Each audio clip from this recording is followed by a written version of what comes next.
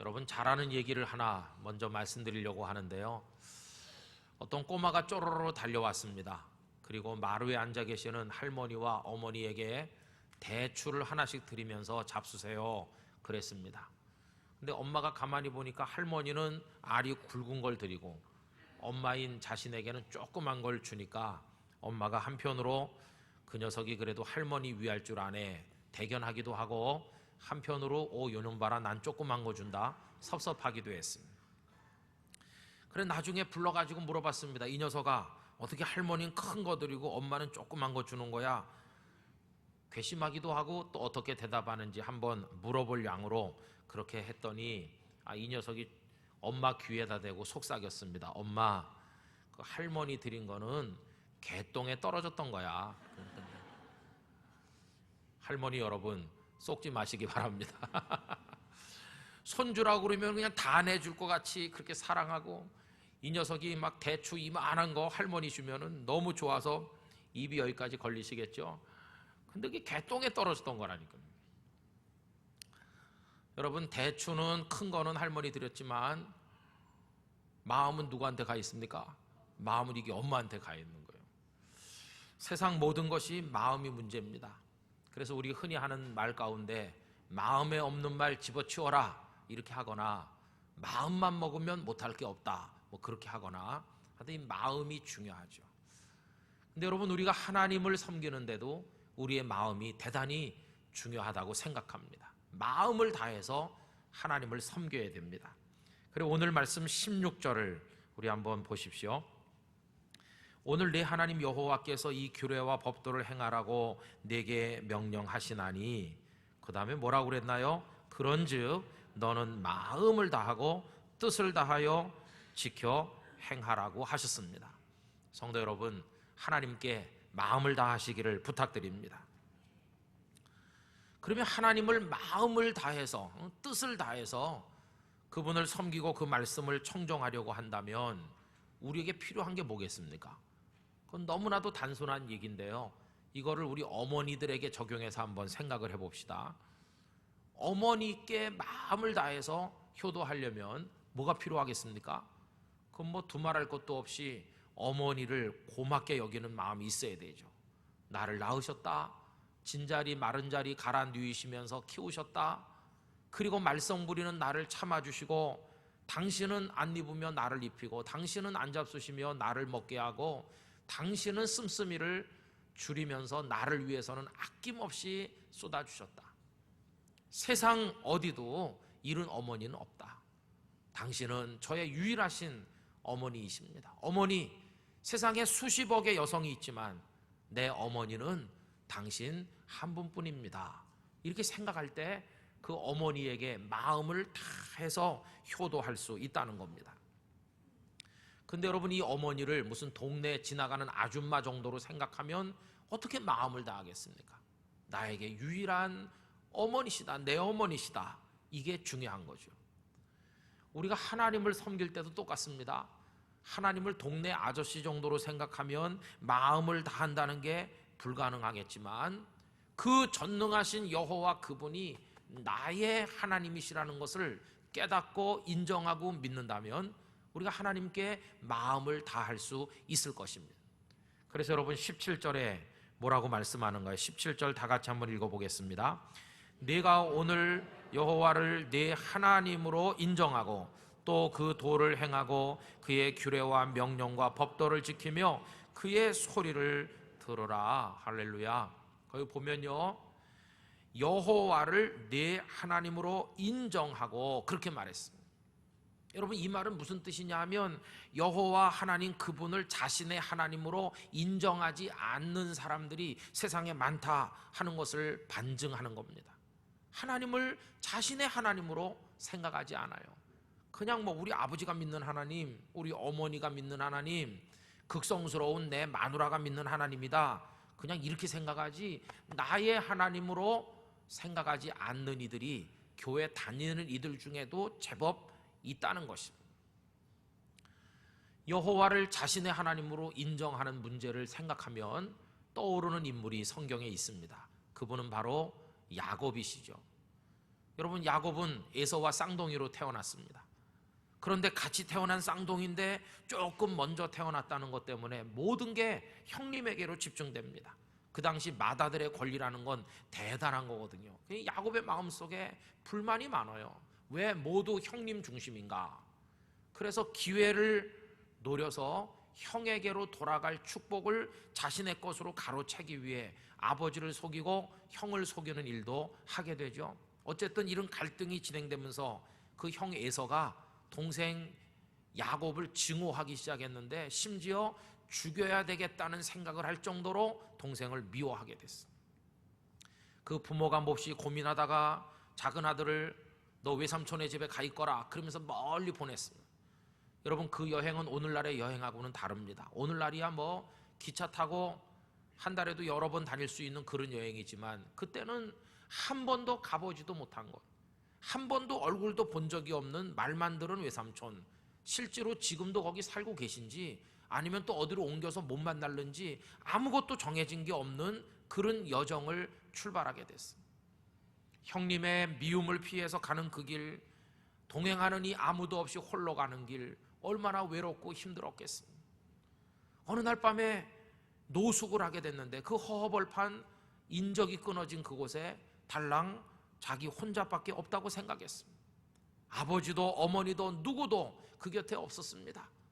이 천의 고아처럼 아무도 없이 홀로 남아있는 자신을 생각하면서 얼마나 암담하고 그 삶이 얼마나 괴로웠을까요? 돌멩이 하나를 갖다 베고 잠이 들었는데 여러분, 아무도 그의 곁에 있지 않은 것처럼 보이는 그날 밤 단 한 분이 그와 같이 계셔 주셨습니다. 그분이 누구이신가요? 전능하신 하나님 여호와 바로 그분이셨습니다. 저는 야곱과 함께 계셨던 그 하나님께서 우리들의 고단한 인생길, 우리들도 노숙하는 사람처럼 고단하고 외롭고 힘들 때가 있는데 그때마다 하나님께서 우리 곁에 같이 계시는 은혜를 주시기를 간절히 기원합니다. 그날 밤 야곱은 말할 수 없는 위로를 받았습니다. 하나님께서 하늘을 여시고 사다리를 내려보내주는 그런 걸 보게 됐습니다. 하나님의 사자가 내려왔다 올라갔다 하면서 그를 지키는 것을 그가 느끼게 됐습니다. 그리고 말씀하시기를 내가 너를 사랑하고 너를 지켜주고 너를 보호해 주겠고 다시 너를 안전하게 돌아오게 해주겠고 그리고 네 자손을 번성하게 해주겠고 지금 내가 누워있는 그 땅을 너와 네 자손에게 주겠노라고 하나님께서 약속하시는 음성을 그가 듣게 됐습니다. 야, 여기 나 혼자 있는 게 아니구나. 아무도 내 곁에 없는 이때 바로 여호와 하나님 그분께서 여기 계시는구나. 그걸 깨닫게 됐습니다. 그 순간은 그의 인생의 대전환점이 되었습니다. 이 들판은 나 홀로 있는 곳이 아니라 하나님이 머무시는 하나님의 집 베델이 아닌가 깨닫게 된 것입니다. 여러분, 그날 아침에 그가 일어나서 베개하고 자던 돌멩이를 갖다 세워놓고 그 위에 기름을 부으면서 하나님 앞에 감격 어린 마음으로 3가지 서원을 하게 됐는데요. 그 첫 번째 서원이 뭐냐 하면 이제부터 여호와 하나님 당신께서 저의 하나님이 되실 것입니다. 이게 첫 번째 서원이었어요. 무슨 얘기겠습니까? 하나님 아버지, 지금까지는 우리 할아버지 아브라함이 믿는 하나님인 줄 알았습니다. 우리 아버지 이삭이 섬기는 하나님인 줄로만 알았는데 오늘 이 순간부터 여호와 하나님 당신께서는 나 야곱의 하나님이 되실 것입니다. 이제부터 나는 하나님을 저의 하나님으로 섬기도록 하겠습니다.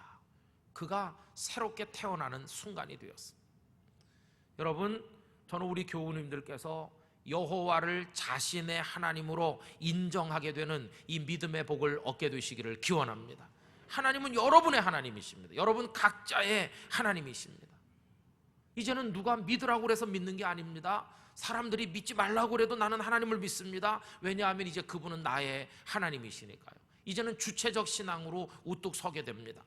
누가 믿으라고 해서 믿는 것도 아니고 누가 믿지 못하게 한다고 포기하는 것도 아니고 누가 핍박을 해도 이제는 목숨을 내걸고 여호와는 나의 하나님이십니다. 이렇게 고백하면서 하나님을 섬기는 사람이 돼야만 한다는 것입니다. 전능하신 창조주 여호와 하나님, 그분은 바로 무능하고 보잘것없는 나 아무개의 하나님이심을 믿습니다. 여러분, 이런 믿음이 우리 안에 있기를 간절히 기원하는 것입니다.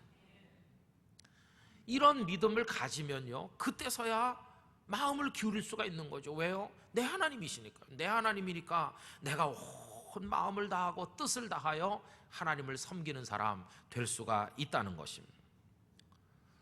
여러분, 우리가 여호와를 우리의 하나님으로 인정하고 믿고 고백하면서 온 마음을 쏟아서 하나님의 말씀을 청정하여 살 때 하나님께서는 우리들에게 어떤 은혜를 주실까요?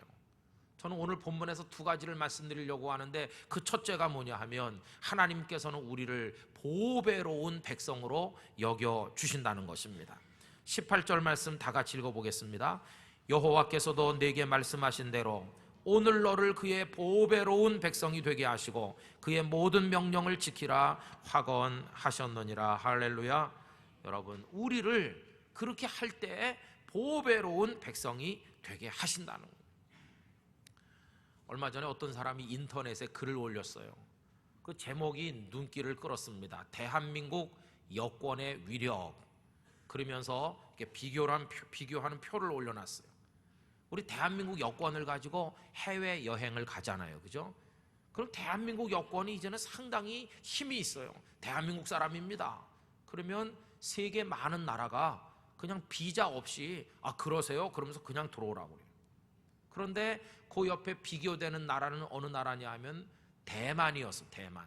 대만은 중국에 밀려가지고 여러 나라 외교 관계가 거의 다 끊어진 나라죠. 참 불행한 입장에 있죠. 대만 여권 가지고 대만 사람인데요, 그러면 대한민국 사람은 그냥 통과하는 나라도 그들은 멈춰서서 비자를 받아야, 그래야 간신히 통과할 수 있다는 거예요.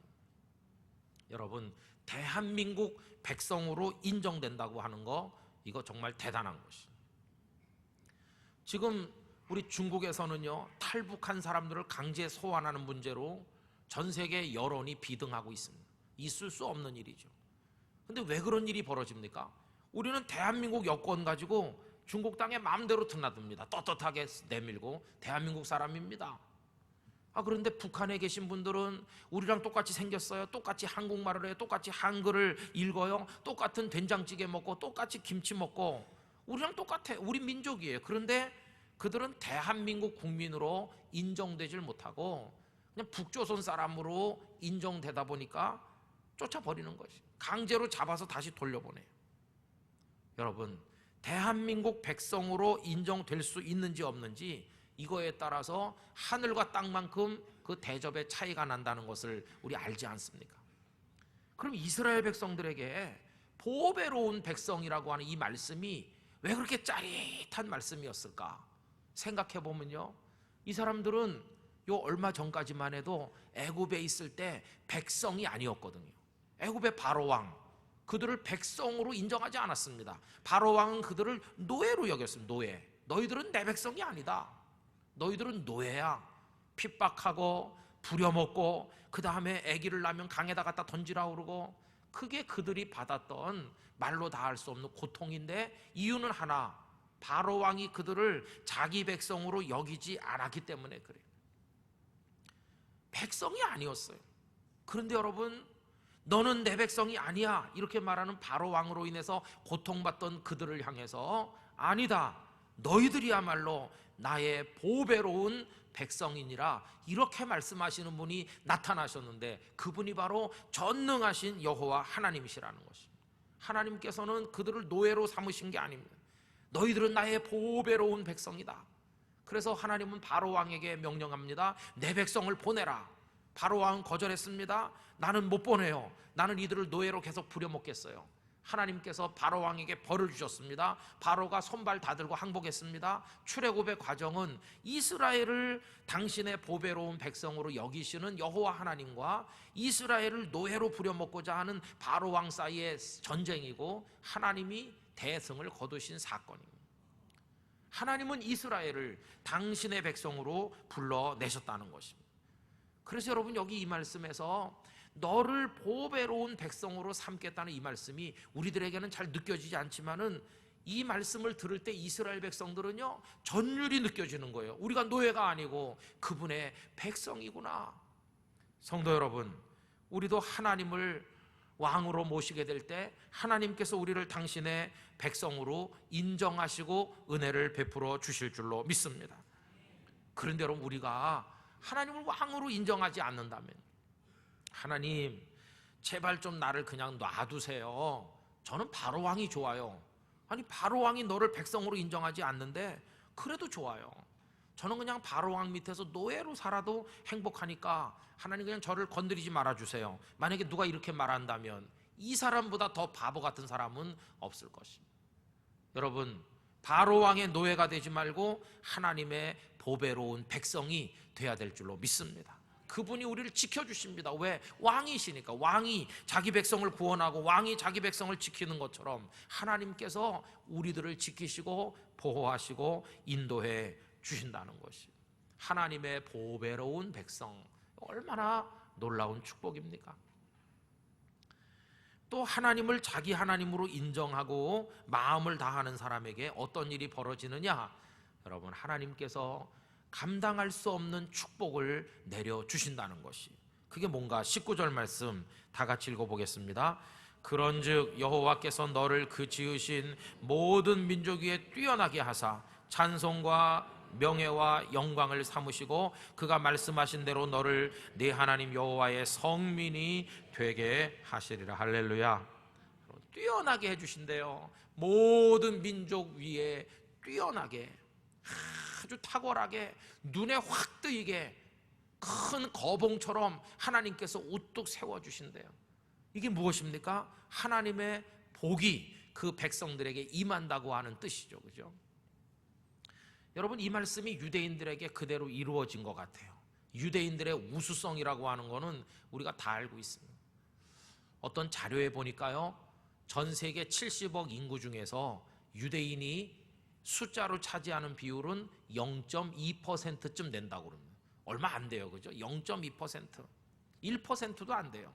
그런데 0.2%밖에 안 되는 유대인들이 전체 노벨상 수상자의 22%를 차지하고 있다는 것이, 이건 깜짝 놀랄 만한 일입니다. 여러분 좋아하시는 베스킨 라빈스 아이스크림 우리 주변에 있잖아요. 그다음에 스타벅스 커피, 뭐 리바이스 같은 운동복, 우리 국민들이 많이 이용하는 그런 것들이 전부 다 유대인들이 세운 회사들이에요. 세계 유수의 언론들, 국제적인 대기업들 얼마나 많은지 모르고, 그 사람들 돈이 너무너무 많아요. 뿐만 아니라 하버드 같은 대학 교수의 3분의 1 유대인들이라는 거예요. 겨우 0.2%가 세계 지성계를, 경제계를, 그리고 세계 언론을 장악하고 있는 것이, 뛰어나게 해주신다는 것이. 여러분, 저는 우리 땅끝교회 성도들이 하나님을 믿음으로 이렇게 경외함으로 그들에게 주셨던 복을 우리들도 받게 되기를 간절히 기원하는 것입니다. 하나님을 참되게 경외하는 자들에게 하나님께서 복을 내려주신다. 그래서 그들이 가라앉고 조용하고 처져 있는 삶을 사는 게 아니라 믿음의 사람들의 삶에는 날마다 새로운 일이 축복 가운데 일어나고, 사람들이 깜짝 놀라고 사람들이 모여들어서 소위 거룩한 소란이 벌어지게 된다는 것이, 성경은 그런 이야기로 꽉 차 있습니다. 예를 들면 이삭을 생각해 봅시다. 이삭은 온유한 분이고 조용한 성품을 가졌고, 이삭은 설치는 분이 아니에요. 자기 목소리 높이지 않아요. 그러나 이삭의 주변에는 거룩한 소란이 날마다 일어났습니다. 왜요? 하나님 복을 주셨거든요. 어느 날 그가 살던 곳에 큰 흉년이 임했습니다. 비가 오지 않아요. 땅이 다 갈라터졌어요. 농사도 목축도 이건 불가능합니다. 그래서 보따리 싸서 애굽으로 가려고 생각을 하고 출발하는데 하나님께서 이삭 그냥 거기 살아라, 상식적으로 맞지 않는 명령을 하셨어요. 그런데 이삭은 두 말 하지 않았어요. 왜 그렇게 말씀하느냐고 묻지도 않았어요. 하나님께서 그냥 살으라고 하신다. 그냥 순종했어요. 약해 보이는 이삭의 마음속에 아주 강한 게 하나 있었는데, 하나님을 경외하는 그 믿음 하나만은 세상 무엇보다도 강한 것이었어요. 우린 그냥 여기 눌러 산다. 그런데 여러분, 무슨 일이 일어났습니까? 거룩한 소란이 벌어졌어요. 그해 그 말라터진 땅에다가 씨를 심었더니 깜짝 놀라게도 100배나 결실했고, 그가 하나님의 복을 받아 창대하게 됐습니다. 사람들이 깜짝 놀라서 몰려왔습니다. 어떤 사람 부러워하고, 어떤 사람 시기 질투하고, 그리고 그가 판 우물을 다 빼앗으려고 그랬습니다. 그런데 이삭은 다 양보해 줬습니다. 그 가물어서 아무리 파도 물 근원을 찾기가 힘든데 이상하게 하나님이 복을 주시니 이삭은 구멍만 파면 생수가 콸콸 솟아났습니다. 할렐루야. 이게 하나님의 축복인 줄로 믿습니다. 그래서 이삭은 우물 때문에 싸우지 않았어요. 양보해 줬어요. 왜? 하나님이 나에게 또 새로운 생수를 주실 줄 믿습니다. 그런 믿음이 있었어요. 나중에는요, 왕이 직접 찾아와서 그 지역에 아비멜렉 왕이 군대 장관 비고를 거느리고 왕이 직접 와서 손 내밀면서 축복하고 잘 지내자 그러고, 사람들이 깜짝 놀라는 거룩한 소란, 무엇 때문에? 복을 받은 한 사람으로 인해서 그 지역 주민들이 다 깜짝 놀랐어요. 여러분, 그뿐이 아닙니다. 예수님께서 오셨을 때 많은 사람들이 예수님을 불신했지만 어떤 사람들은 이분은 하나님이시고 하나님의 아들이시고 이분의 말씀은 하나님의 말씀이고, 그래서 하나님을 믿는 믿음으로 예수 그리스도를 메시아로 영접하는 신실한 사람들이 있었습니다. 그들에게 하나님은 복을 주셨어요. 그 예수님이 가시는 곳마다 소란이 벌어졌어요. 가버나움 길거리 혈루증 여인이 고침받고 야이로의 딸이 죽었다 살아나는 곳에 사람들이 막 모여들었습니다. 언제 그 조용하던 가버나움에 그런 일이 있었나요? 없었습니다. 여리고 성문 입구에 앞을 보지 못해 쪼그리고 앉아 구걸하던 불쌍한 거지 눈뜨고 펄펄 뛰게 되니 사람들이 막 구름대같이 몰려들었습니다. 디베랴 바닷가 무려 수만 명씩 모인 적도 있었습니다. 유사일에 그 조용하고 목가적이던 갈릴리 바다 근처에 이렇게 소란이 벌어진 적은 한 번도 없었어요. 무엇 때문에? 거기 주님이 계시고 주님을 믿는 사람들이 있고 주님을 믿는 자들에게 하나님이 복을 주시니 깜짝 놀랄 일들이 일어났고 사람들은 그것 때문에 흥분했고 모여들게 됐다는 것이. 여러분, 하나님을 진정으로 경외하는 사람에게 하나님이 복을 주시고 그들이 받는 복 때문에 사람들이 깜짝 놀라 모여들 때 거룩한 소란이 일어나는 것이 하나님의 뜻이라면 우리 땅끝교회 성도들이 머무는 곳마다 이런 일이 일어나기를 기원합니다. 이 교회가 복을 받길 원합니다. 여러분들의 가정이 하나님의 복을 받아 수많은 사람들이 깜짝 놀라 몰려드는 그런 역사들이 이루어나기를 간절히 기원하는 것입니다. 그래서 여러분, 하나님의 백성들은 여호와를 나의 하나님으로 경외하면서 마음을 다하고 뜻을 다해 하나님을 경외하고 하나님이 내려주시는 그 복을 받아야 되고 보배로운 하나님의 백성으로 살아가야만 된다는 것이에요. 이게 중요한 것입니다. 성경은 복잡한 걸 우리에게 말씀하지 않습니다. 여호와 하나님을 경외하라, 그것만이 복의 길이라는 걸 우리에게 말씀하고 있습니다. 여러분, 오늘날 유럽을 보세요. 영국, 프랑스, 독일, 이탈리아, 스페인, 그리스 할 것 없이 많은 유럽의 나라, 한 20-30년 전만 해도 거기가 천국인가 할 정도로 우리 이렇게 올려다보고 부러워했어요. 전에도 한두 번 말씀드린 것처럼 제가 사진 보는 거 좋아해가지고 인터넷에 이렇게 보면 어떤 사람이 유럽 여행 갔다 와가지고 올려요. 거기 보면 대리석으로 으리으리하게 지은 건물들이 있잖아요, 그죠? 여행을 못 가도 사진만 봐도 갔다 온 것 같이 기분이 좋으니까 이렇게 보면은 이상한 사람이 하나 있습니다. 우리나라에 밑에 댓글을 다는데, 야, 정말 훌륭한 건물이다, 이렇게 하면 될 걸 꼭 그 사람 이렇게 달아요. 우리나라도 영국의 식민지가 됐더라면 저런 건물이 우리나라 곳곳에 많았을 텐데. 어떤 사람이 독일 갔다 와서 올리면 우리나라가 독일의 식민지가 됐으면 저런 건물이 우리나라에도 많았을 텐데. 아마 정신 감정 받아봐야 되는 사람이 한 명 있는 것 같아요. 대단했던 유럽의 나라들이죠. 그러나 이제 부러워할 거 하나도 없어요. 그들은 지금 대서양 바다에 빠지기 직전이에요. 국가 신용 등급이 날마다 하락하고 있어요. 그 나라들이 다 우리보다 무역 규모에 있어서 여러 가지 면에서 우리보다 처지고 있어요. 한국 물건이 거기서 날개도 친 듯이 팔리고 있어요. 이제 유럽은 더 이상 예전의 유럽이 아니에요. 몰락한 로마 제국의 끝자락을 보는 것과 같아요. 지는 태양이 아니라 이미 대서양 바닷속에 빠졌어요. 거기 희망 없습니다. 유럽은 더 이상 희망이 없어요. 쪼글쪼글 늙은 80, 90대 노인 같은 문화를 가지고 있는 게 유럽이에요. 왜 그렇게 됐을까? 여러분, 이유는 간단합니다. 그들이 하나님을 떠났거든요. 유럽은 더 이상 기독교 국가가 아닙니다. 예배하는 사람이 없는데 무슨 기독교 국가입니까? 예배당 건물은 텅 비어있고 그 대신 그들이 바알신을 섬기듯 섬기는 신이 있습니다. 그들의 신이 뭐냐? 축구입니다. 축구.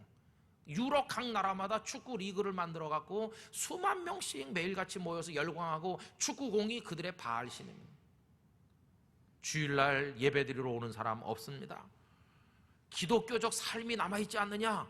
기독교적 삶은 남아있는지 모르지만 기독교 신앙은 죽은 지 오래입니다. 신학교 학생들이 없어서 수업을 할 수가 없을 정도고, 신학교 강의실 하나님을 믿는 열정으로 모인 게 아니라 하나님이 있는지 없는지 앉아서 따지고 있는 그런 인간적 논리가 판을 치고 있는 곳이 유럽이라는 것이. 여러분, 더 이상 사회를 일으킬 영적, 정신적, 사회적 동력을 완전히 상실해버린 몰락해가는 로마 제국 같은 지역이 유럽이라는 것이 희망 없습니다. 하나님을 떠난 민족, 하나님을 경외치 않는 가정과 개인 다 마찬가지 결과에 도달하게 될 것입니다. 그렇다고 한다면 우리에게 주시는 하나님의 메시지는 분명한 것입니다. 여러분, 하나님을 경외해야 됩니다. 저는 우리 대한민국이 찢어지게 가난한 밑바닥에서 이만큼 되기까지 그 밑에 기독교 신앙이 있었다고 믿습니다. 사회 각계각층의 기독교인들이 지도자들이 됐습니다. 기독교인들이 하나님의 축복의 사상을 가지고 그 다음에 개척자적 정신을 가지고 기독교인들이 각 분야의 선구자가 되었었습니다. 그러나 이제는 이 한국 땅에 기독교 신앙을 비판하는 세력이 점점 많아지고 있습니다.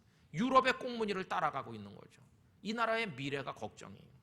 경기도 안양시는 위험하다는 핑계로 건물 위에 종탑들을 다 철거하라, 십자가를 다 철거하게 법을 제정해가지고 이 땅에 하나님을 핍박하는 세력들이 준동하기 시작했어요. 이 나라가 걱정이에요. 여러분, 우리나라도 유럽처럼 우린 태평양 바닷속에 빠지지 않으라는 법이 있습니까? 진짜 걱정스러워요. 이 마지막 때 우리 한국교회 성도들은 정말 여호와를 자신의 하나님으로 인정하고 마음을 다해 섬겨 하나님의 보배로운 백성이 되고 하나님의 축복을 받아 모든 민족에 뛰어난 그런 사람들이 되어야 될 줄로 믿습니다. 기독교인들이 복을 받아 뛰어나게 돼야 됩니다. 기독교인 가정의 자녀들이 다른 가정의 자녀들보다 잘 돼야 됩니다. 하나님의 축복을 받아야 됩니다. 그래야 복음을 전도할 수가 있어요. 여러분, 이 말씀이 오늘 우리에게 주는 메시지를 심각하게 받으면서 여러분들이 축복의 사람 되시기를 진심으로 축원합니다.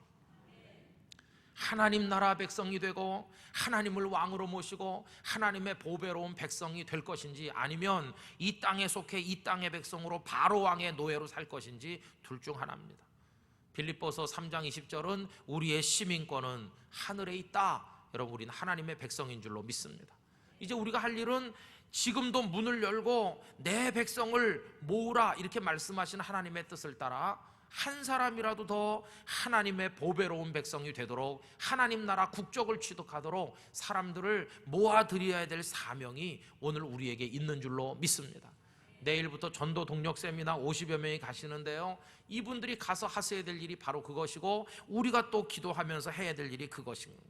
그래서 하나님은 지금도 한 사람이라도 더 당신의 보배로운 백성이 되게 하려고 문을 열고 기다리시는데, 우리가 한 사람이라도 더 주님의 품 안으로 돌아오도록 만들어야 될 줄로 믿습니다. 세상 모든 민족이 구원을 얻기까지 하나님은 쉬지 않고 계시니 우리가 주님의 손과 발이 되어서 온 세상에 하나님을 경외하는 이들이 가득 차도록 만들어야 되는데, 그래서 물이 바다를 덮는 것 같이 하나님의 영광을 인정하는 사람, 하나님은 나의 왕이십니다, 나는 그의 보배로운 백성이 되기를 원합니다, 이런 사람들이 많아지도록 해야 될 사명이 우리들에게 있다는 것입니다. 여러분들이 복받게 되시기를 축원합니다. 여호와 하나님이 여러분들의 하나님이십니다. 그분의 보배로운 백성이 되셔서 그 아름다운 모습으로 승리하시고 수많은 사람들에게 이 복음을 증거하는 우리 땅끝 교회 성도들이 되시기를 진심으로 축원합니다.